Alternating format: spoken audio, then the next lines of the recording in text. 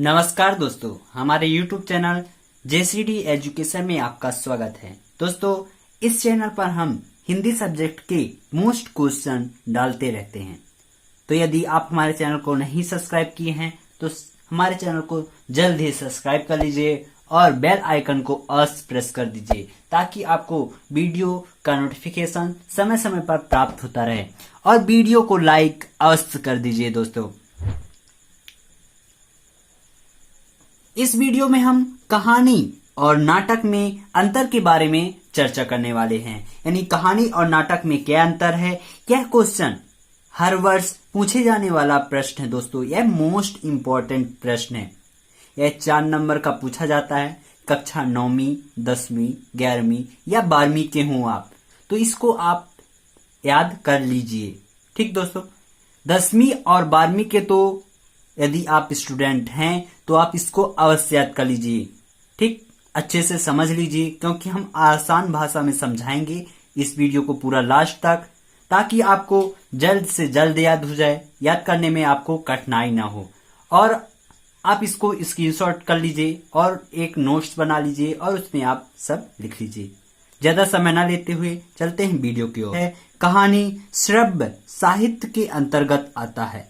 यानी श्रव्य क्या है दोस्तों? श्रव्य यानी सुनना। तो कहानी कौन से साहित्य के अंतर्गत आता है? श्रव्य यानी सुनने के साहित्य में आता है। कहानी को हम सुन सकते हैं। ठीक, यानी सुनने के साहित्य में के अंतर्गत कहानी को लिखा गया है।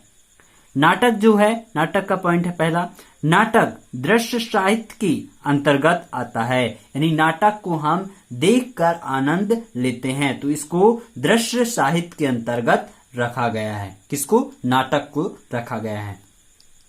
दूसरा पॉइंट है, कहानी को पाठक पढ़कर आनंद लेता है।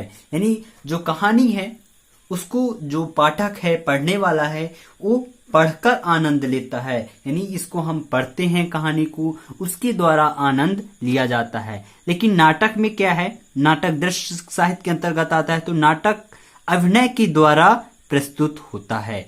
नाटक अभिनय की द्वारा प्रस्तुत होता है। यानी नाटक रंगमंच के द्वारा प्रस्तुत होता है। इसको हम देखकर अभिनय के द्वारा हम इसको प्रस्तुत किया जाता है और देखने वाला आनंद लेता है। तीसरा पॉइंट, कहानी का आकार छोटा होता है।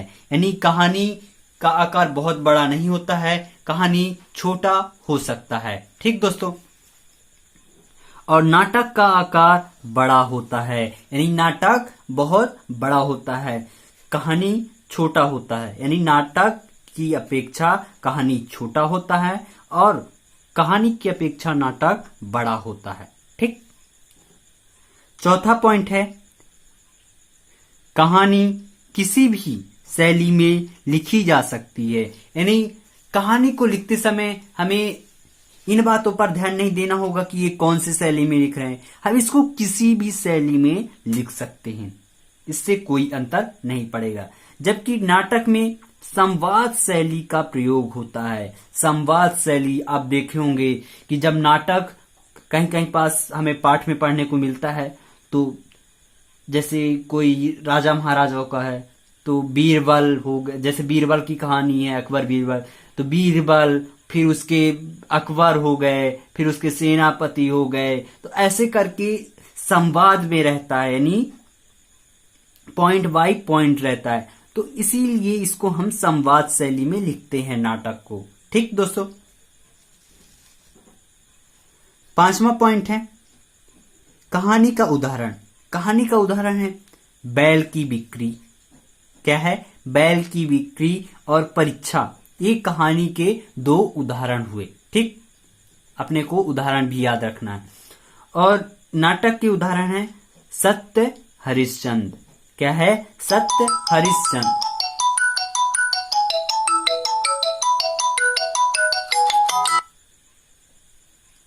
नाटक के उदाहरण है सत्य हरिश्चंद्र। क्या है? सत्य हरिश्चंद्र नाटक के उदाहरण है। आज के लिए बस इतना ही दोस्तों, हमने कई अंतर पढ़ा दिया है। आप हमारे चैनल के प्लेलिस्ट में जाइए, वो सभी वीडियो उपलब्ध है, आप उनको क्रमशः देखिए और याद कर लीजिए और जय हिंद, जय भारत। धन्यवाद दोस्तों।